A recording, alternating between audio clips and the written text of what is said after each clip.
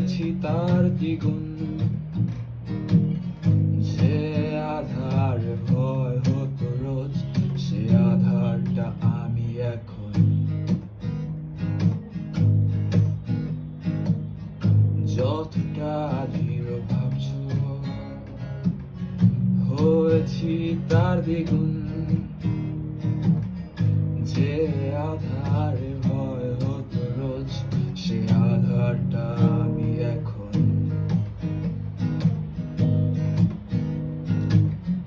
চোখে জমে থাকে লাল রঙা ব্যথা, কবিতাগুলো জমে নীরবতা।